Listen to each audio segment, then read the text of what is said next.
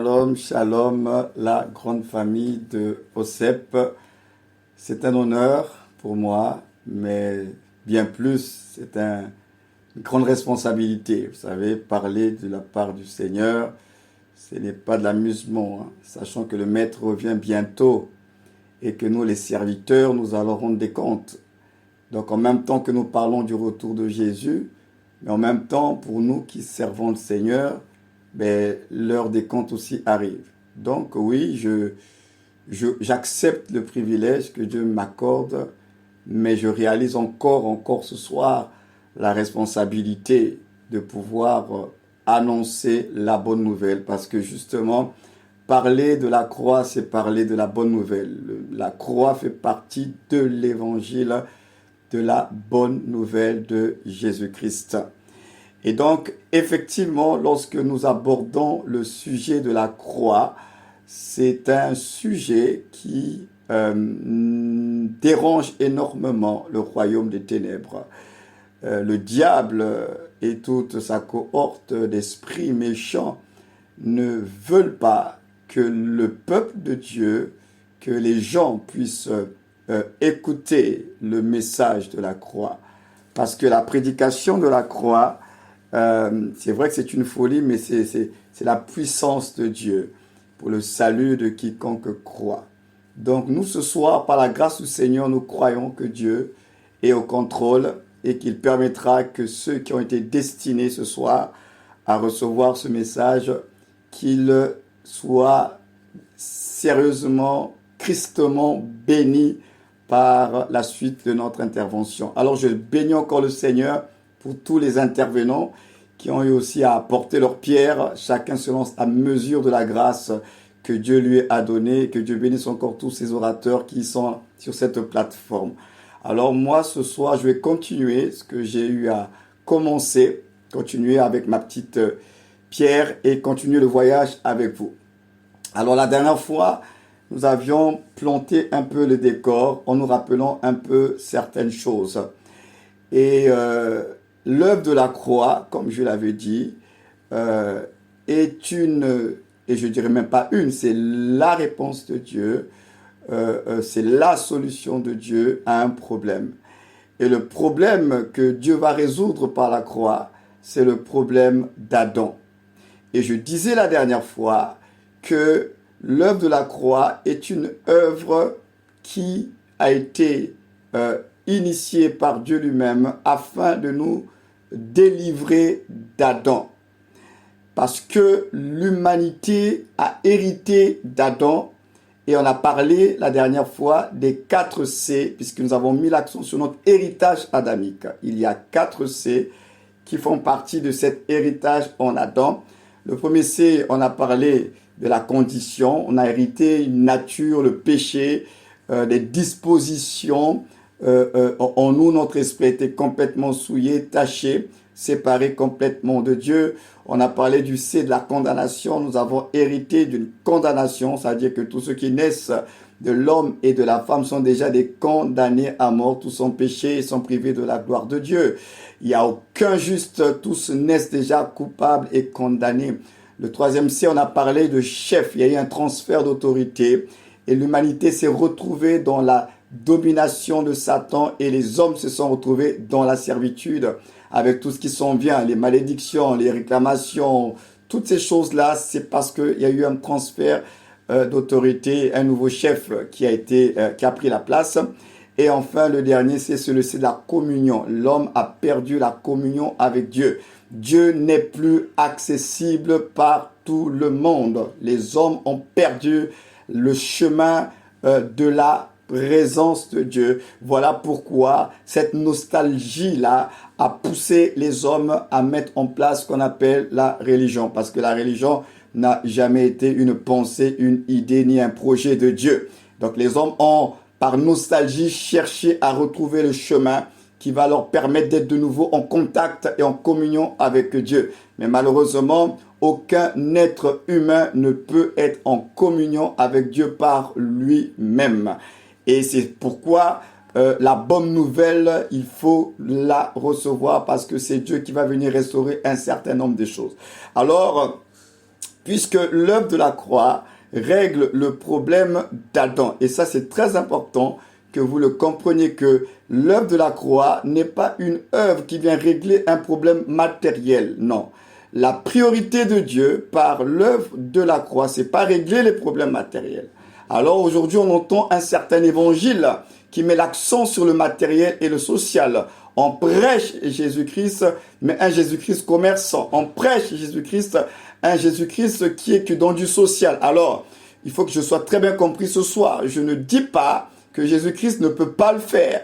Je ne dis pas que Jésus-Christ ne va pas le faire, mais je dis que la priorité de Dieu, l'œuvre de la croix, sa priorité, c'est de régler d'abord un problème qui est spirituel. L'héritage d'Adam est un problème spirituel. L'œuvre de la croix, c'est d'abord un problème de réconciliation de Dieu avec les hommes.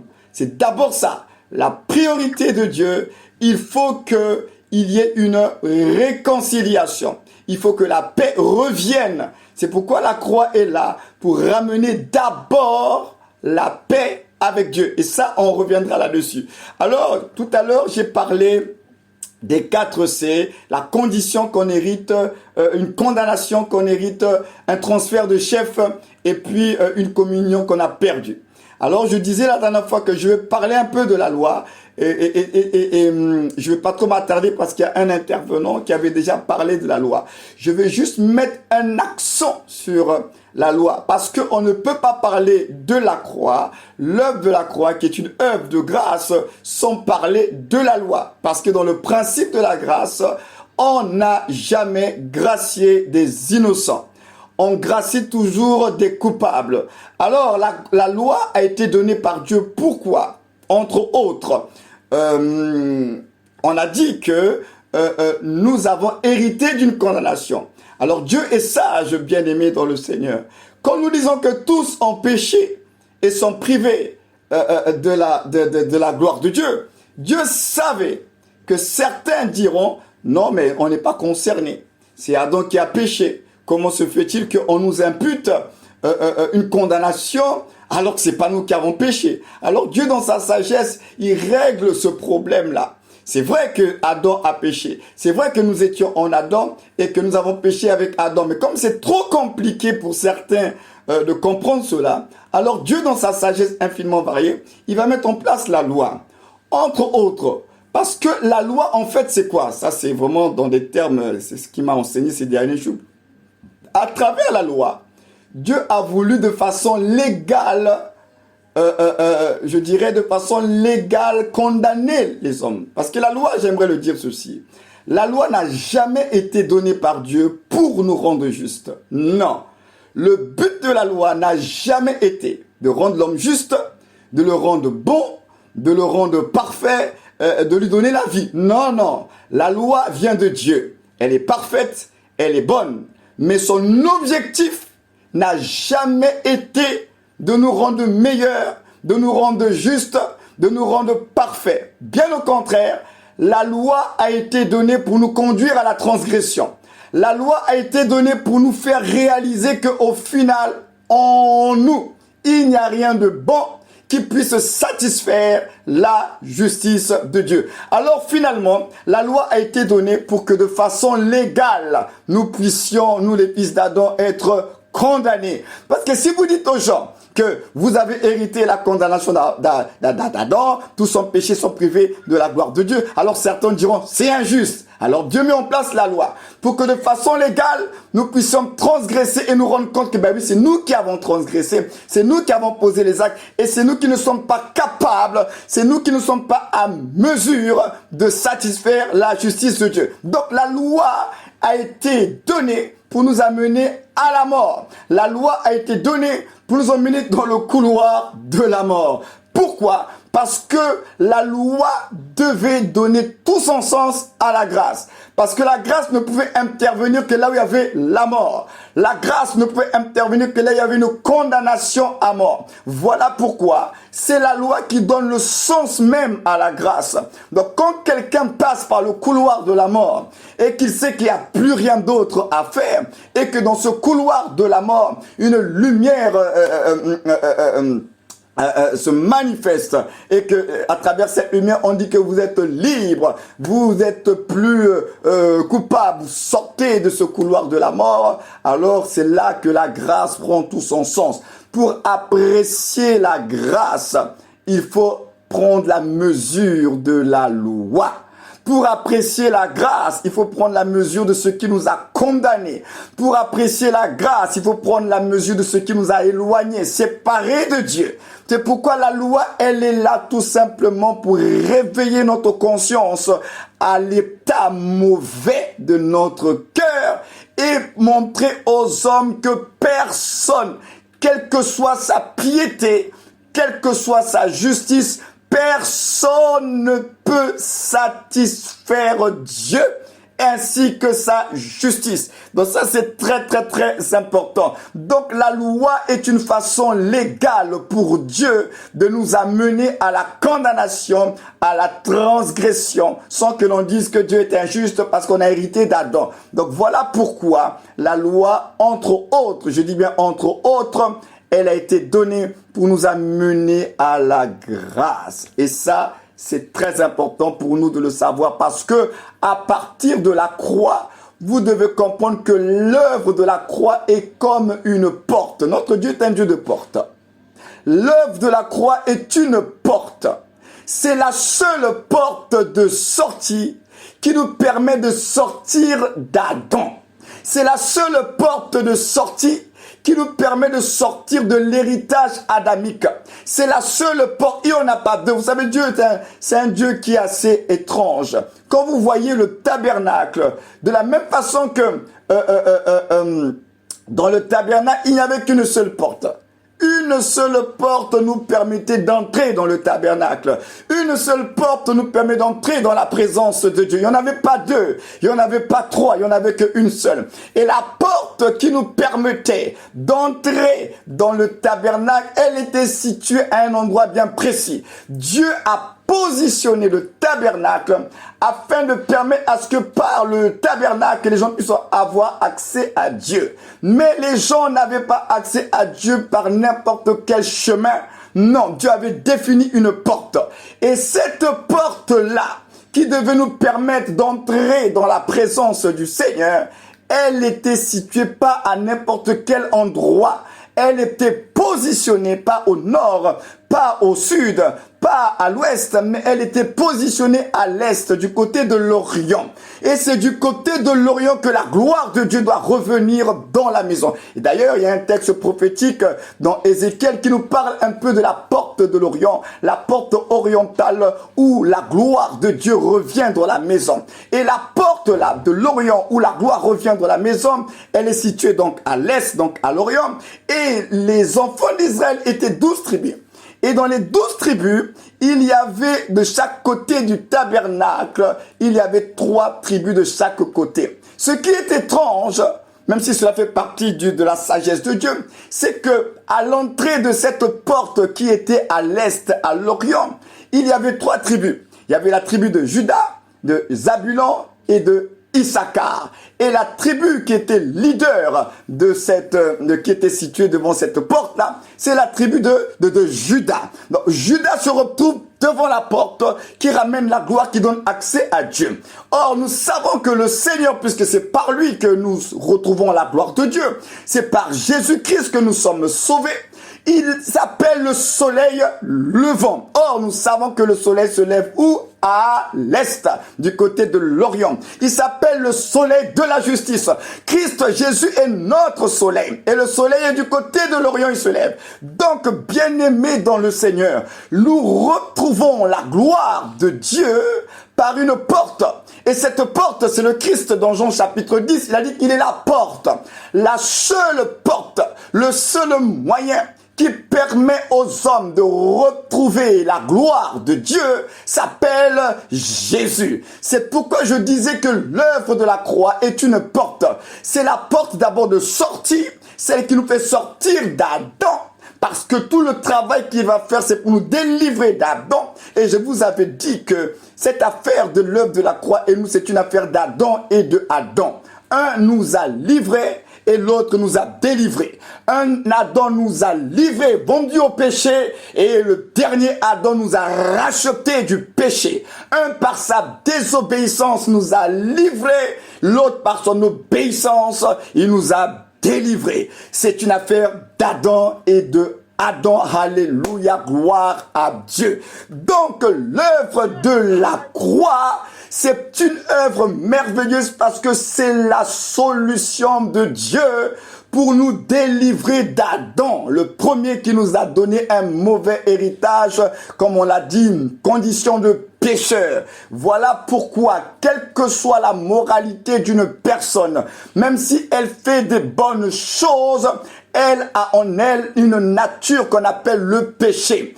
Et cette nature-là, déjà, elle est condamnée par la justice de Dieu. Aucun homme, quelle que soit sa moralité, ne peut être sauvé avec cette nature-là, qui est un héritage adamique qu'on appelle le péché. Donc, on est tous pécheurs, on porte tous cette condition, cette nature qui fait de nous des rebelles, qui fait de nous des indépendants, qui fait de nous des personnes qui n'aiment pas naturellement le Seigneur. Donc c'est pas une affaire de faire des bonnes choses, c'est une affaire de nature, c'est une affaire de condition. C'est pourquoi l'œuvre de la croix va régler les 4 C. Ça va régler le problème de la nature, de la condition, ça va régler le problème de la condamnation, ça va régler le problème de la chefferie, l'autorité qui est sur le genre humain, et ça va régler le problème de la communion. L'œuvre de la croix, œuvre excellente. C'est pourquoi l'ennemi de nos âmes, il ne veut pas que la croix soit prêchée véritablement, parce que c'est la bonne nouvelle de Jésus-Christ, le sauveur des croyants. Alléluia, gloire à Dieu. Donc c'est une porte de sortie. On ne sortira pas d'Adam autrement que par cette porte-là. Ah oui, on ne va pas sortir d'Adam sans passer par cette porte-là. Alors, le Seigneur est venu. Il est venu maintenant pour pouvoir parler de la croix. Vous savez, on ne peut pas parler de l'œuvre de la croix sans parler de celui qui a été crucifié. Alors la dernière fois, je vous disais également que lorsque nous parlons de l'œuvre de la croix, ce n'est pas la croix elle-même qui est importante. Parce que les Romains avaient l'habitude de crucifier les gens. Je vous avais dit la dernière fois que c'est celui qui est sur cette croix-là. L'œuvre de la croix a tout son sens à cause de celui qui a été crucifié. Or, on ne peut pas parler du crucifié qui est un crucifié assez particulier parce qu'ils avaient l'habitude de crucifier les gens. Sans voir ce que nous allons voir ce soir, parler du mystère de la piété. 1 Timothée 3,16 nous parle du mystère de la piété. On dit le mystère de la piété est grand. Dieu a été manifesté en chair. Alors, pour parler de la crucifixion, il faut parler d'abord de l'incarnation. Souvent, nous parlons du prix de la crucifixion. Il a payé le prix. Mes frères et sœurs, est-ce que vous vous êtes arrêtés un moment pour vous poser la question sur le prix de l'incarnation? Parce que Dieu, pour nous sauver, il a payé un prix. L'incarnation, frères et sœurs, c'est un dépouillement de la divinité. L'incarnation, bien-aimée, c'est une humiliation, c'est un abaissement. C'est une soustraction.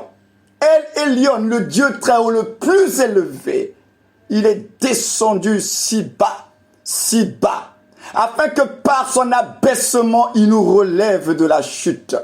Nous sommes relevés de la chute adamique parce que le Dieu très haut s'est abaissé. Il s'est abaissé afin que nous soyons relevés. Donc, il s'est incarné là. Et pourquoi il s'est incarné? Parce qu'il ne pouvait pas nous sauver, nous racheter qu'en passant par le principe d'Adam. Je vous ai dit que c'est une affaire d'Adam et de Adam. C'est une affaire d'Adam et de Adam. Donc Dieu ne pouvait pas sauver le monde autrement que par une humanité. Il ne peut pas le faire autrement. Alors dans le principe d'Adam, qu'est-ce qu'il va faire? Il est obligé. Parce que en Israël, pour pouvoir racheter, le Rédempteur en Israël devait être le proche parent, quelqu'un de la même famille. Dieu ne pouvait pas nous sauver en tant que Dieu. Non, il ne pouvait pas. C'est pourquoi il nous sauve dans une humanité mais qui est parfaite.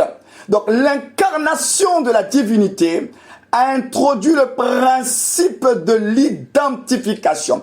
Il s'est incarné pour s'identifier à nous, afin d'être le proche parent, afin d'être le Goël, c'est-à-dire celui qui a le droit de rachat. Parce qu'il ne pouvait pas nous racheter de façon illégale. Dieu devait racheter le monde de façon légale, pas de façon illégale. C'est pourquoi il devait être un véritable homme. Ah oui, un véritable homme pour avoir le droit légal de rachat.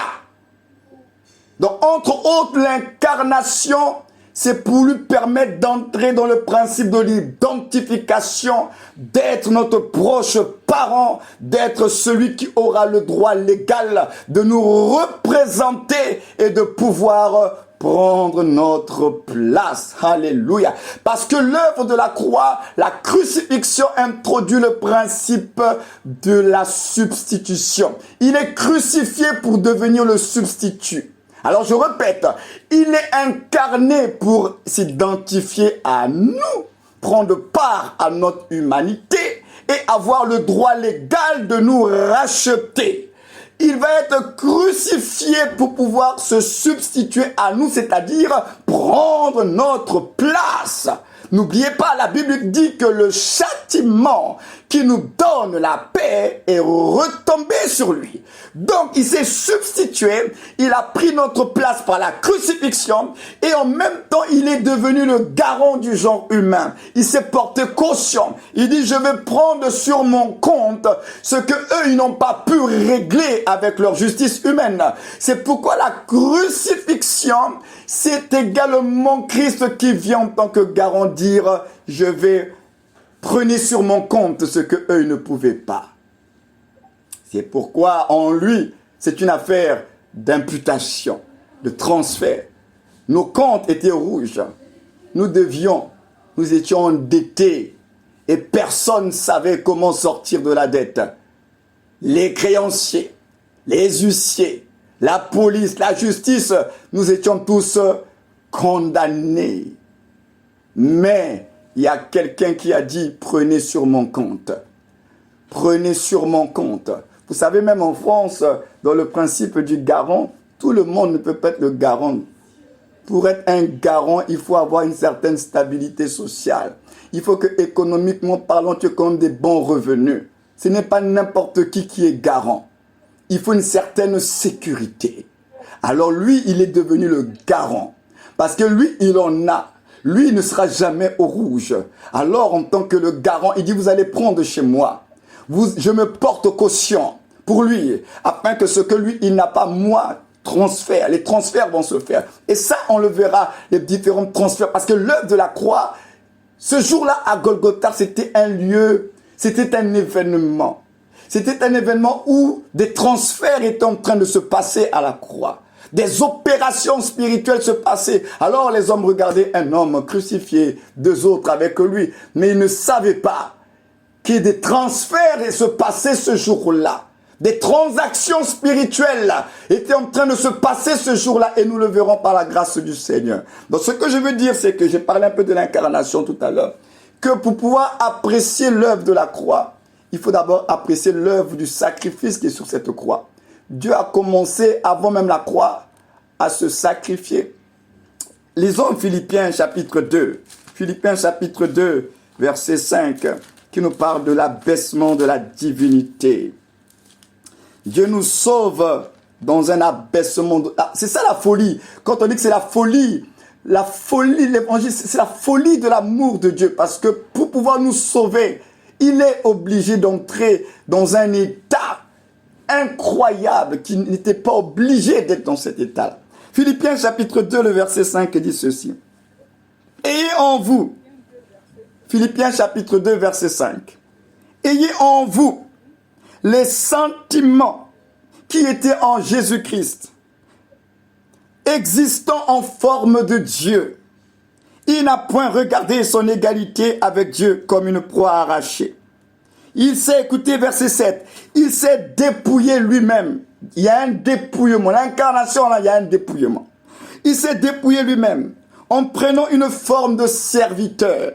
D'autres versions parlent d'esclave, doulos. Il prend la forme d'un esclave. Oh Seigneur. En devenant semblable aux hommes. Et il a paru comme un vrai homme. Vous voyez comment la Bible insiste. Il devient semblable aux hommes. On dit encore il a paru comme un vrai homme. Une vraie humanité. Ah oui, il a paru comme un vrai homme. Il s'est humilié lui-même, se rendant obéissant jusqu'à la mort, même jusqu'à la mort de la croix. Ah Seigneur, Dieu s'est dépouillé, humilié, abaissé pour pouvoir nous sauver là. Ça lui a coûté. Il est devenu ce qu'il n'était pas. Le Dieu esprit est devenu homme. Et la parole s'est faite chair. Le Dieu invariable, en qui il n'y a point d'ombre de variation, est devenu variable. Il a été limité dans un corps d'homme. À cause de vous et moi. La Bible dit qu'il a pris part à la chair et au sang. C'est pourquoi Paul dit qu'il est devenu un vrai homme. Et son humanité devait être une véritable humanité, une humanité constatée. C'est pourquoi lorsque Gabriel vient annoncer la bonne nouvelle à Marie, Marie va tomber enceinte. Mais elle pouvait tomber enceinte et puis quelques semaines après le bébé pouvait sortir. Rien n'est impossible à Dieu. Mais regardez cette grossesse-là. C'est une grossesse qui va suivre son cours, comme toutes les autres grossesses. Dieu, à cause du principe de l'identification et d'être notre proche parent, donc un vrai homme, il va accepter de suivre le chemin de la venue et de l'arrivée des bébés comme tout le monde. Alors, elle va porter cette grossesse-là. L'enfant ne va pas naître à 4 mois, hein. L'enfant ne va pas naître à 5 mois, l'enfant va naître au temps voulu, au terme. Et quand bébé Jésus naît, mais ce bébé-là, c'est un bébé physiquement, c'est une forme de bébé. Mais la Bible dit quoi? En lui habite corporellement toute la plénitude de la divinité. Dieu va accepter de se compresser dans ce petit fœtus-là. C'est incroyable, la folie de son amour. Bébé Jésus, là, c'était Dieu parmi les hommes. Emmanuel. Alors, il est bébé, mais il ne parle pas. Il est capable de parler déjà en tant que bébé. En sortant du ventre, il pouvait se réveiller, parler, dire ah, salut maman, bien, salut tout le monde. Il pouvait parler, il est Dieu. Bébé n'a pas parlé. Le Dieu qui connaît tout, qui sait tout, va devoir apprendre. Un Dieu qui connaît tout va apprendre à parler. On va lui montrer comment parler. En temps normal, Dieu n'a pas besoin qu'on lui apprenne les choses. Il est Dieu. Bébé Jésus a appris à parler. Bébé Jésus a appris à marcher. Il a grandi. Il n'a fait aucun miracle. Mais celui qui était en train de grandir à Nazareth, c'était Emmanuel. Dieu était au milieu des hommes, mais eux, ils ne le savaient pas. C'était Dieu qui était là. Mais il a respecté un timing qui s'était fixé. Donc Dieu était là, il acceptait d'attendre. C'est là que j'aimerais dire sur ce point-là, j'ouvre une parenthèse. Frères et sœurs, nous qui sommes souvent pressés de vite vivre des choses là, j'aimerais te dire ce soir que Dieu lui-même, il est patient. Si Dieu lui-même, il est patient là, il a attendu jusqu'à ses 30 ans là, jusqu'au baptême pour manifester sa divinité pleinement. Donc de sa naissance là, jusqu'à son baptême là, il était un homme normal. Dieu lui-même est patient. Alors j'aimerais encourager quelqu'un ce soir, sachez être patient. Parce que la patience fait partie de Dieu. Dieu lui-même est patient. Il a attendu 30 ans. Alors toi, ton petit problème là qui te tracasse, ça fait même pas 2 mois, tu es dans tous tes états. Il a attendu 30 ans. À 12 ans, il a été tenté dans sa chair. Et là, c'est révélateur que c'est un véritable homme. Sa chair a réagi. Il a voulu déjà à 12 ans dans sa chair entrer en action. Mais ce n'était pas le moment. Il a payé le prix pour pouvoir être semblable à nous. Son humanité devait être constatée. C'est pourquoi les habitants de Nazareth ont dit que lui, on le connaît. On connaît qui est sa mère. On connaît qui sont ses frères. Il fallait une vraie humanité. Dieu ne pouvait pas tricher et il ne voulait pas tricher. Dieu aurait pu venir avec une apparence humaine. Il a dit non. Là, cette fois-ci, je ne vais pas prendre une apparence humaine parce que autrefois, il y avait des Christophanies, il y avait des apparitions de Dieu dans l'Ancien Testament avec une forme humaine. Mais là, ce n'est plus la forme. Il dit, je vais prendre part à la chair et au sang. Je vais devenir véritablement un homme véritable. Et c'est ça le mystère de la piété. Dieu a été manifesté en chair. On insiste là-dessus. Dieu a été manifesté en chair. Il n'a pas emprunté le corps de quelqu'un. Il n'a pas possédé le corps de quelqu'un. Il est devenu chair. Et la parole s'est faite chair. Et Dieu est devenu homme. Alors oui, c'est pourquoi nous disons, il y avait plusieurs crucifiés. Ils avaient l'habitude de crucifier des gens. Mais ce jour-là, il y avait un crucifix qui était différent des autres. Parce que celui qui était crucifié là, c'était Dieu lui-même. C'était Dieu lui-même. C'était Dieu lui-même. C'est pourquoi j'ai dit que la croix, ce n'est pas la croix en tant que telle qui est le problème. C'est celui qui est sur la croix. Qui est sur la croix? Parce que celui qui est sur la croix, il n'est pas là comme un brigand ordinaire. Il est là pour le job. Il est là pour travailler. La croix, c'était un travail. Il était là pour faire les transactions, pour faire les opérations. Donc, il était là sur la croix. On a vu quelqu'un en train de souffrir la crucifixion, mais il était en train de travailler. C'est pourquoi on dit l'œuvre de la croix. C'est un travail. Il a travaillé pas pour lui-même, mais il a travaillé pour vous et moi. Il a fait un travail dont les heureux bénéficiaires n'allaient pas être lui. Ça allait être vous et moi. Il a travaillé. La croix est une œuvre, c'est un travail. Il a travaillé, il a fait des transferts, des opérations qu'on verra prochainement par la grâce du Seigneur. Mais je mets déjà, je pose un peu le cadre de ce qu'on va voir prochainement un peu plus en détail. C'est un travail. Il était sur la croix, pas en train de souffrir, attendre son heure. Il était en train de travailler. Il était là pour un but bien précis. Voilà pourquoi lorsqu'il allait sur la croix, les femmes de Jérusalem l'ont vu. Elles ont dit, oh là là, oh le pauvre, il est jeune, 33 ans. Mais comment il peut mourir à la fleur de l'âge comme ça? Elles ont commencé à pleurer, pauvre Jésus. Alors Jésus, il portait sa croix. Il voit ces femmes, il dit, non, ne pleurez pas pour moi. Non, non, non, ne pleurez pas pour moi. Et il dit, pleurez pour vous-même. Pleurez pour vous-même. Pleurez pour vos propres péchés. Pourquoi? Parce que lui, en réalité, il n'avait pas besoin de la compassion. Il allait au travail. Dans le chemin de la croix, c'était le chemin du travail. Alléluia. Il allait au travail.